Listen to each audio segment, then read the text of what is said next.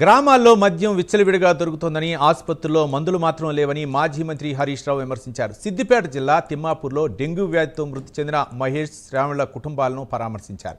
మహేష్, శ్రావణుల మరణాలు ప్రభుత్వ హత్య అని విమర్శించారు. ప్రభుత్వం హైదరాబాద్కే పరిమితమైందని, ముఖ్యమంత్రి రేవంత్ రెడ్డి మొద్దు నిద్రలో ఉన్నారని విమర్శించారు.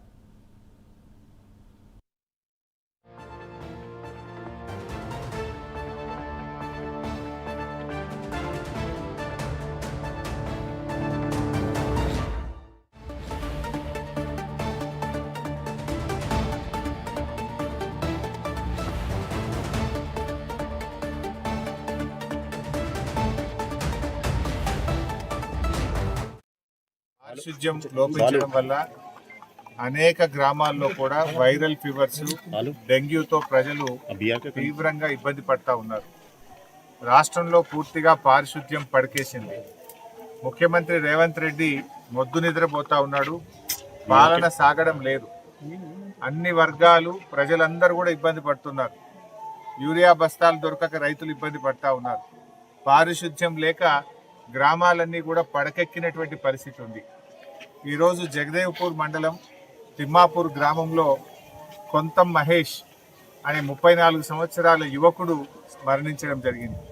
అదే గ్రామంలో నాయని శ్రావణ్ కుమార్ అని ఇంటర్మీడియట్ ఫస్ట్ ఇయర్ చదువుతున్న విద్యార్థి, 16 సంవత్సరాల యువకుడు ఇవాళ డెంగ్యూతో ఈ గ్రామంలో మరణించడం జరిగింది. గ్రామంలో దాదాపు 50-60 కుటుంబాలు ఆసుపత్రుల్లో చికిత్స పొందుతూ ఉన్నారు. అనేక మంది ప్రైవేట్ ఆసుపత్రులకు వెళ్ళారు. ఇవాళ మొత్తం కూడా అప్పులు తెచ్చి ప్రైవేట్లో వైద్యం పొంది చాలా కుటుంబాలు కూడా ఆగమాగం అవుతున్నటువంటి పరిస్థితి ఉన్నది. అంటే రాష్ట్ర ప్రభుత్వం యొక్క నిర్లక్ష్యం ఎంత దుర్మార్గం అంటే, కేసీఆర్ గారి ప్రభుత్వంలో పల్లె ప్రగతి పేరిట ఊరూరికి ట్రాక్టర్ కొనిచ్చిండ్రు. ప్రతి నెల గ్రామ పంచాయతీకి డబ్బులు పంపించి గ్రామాల్లో ప్రతిరోజు చెత్త సేకరణ జరిగేది.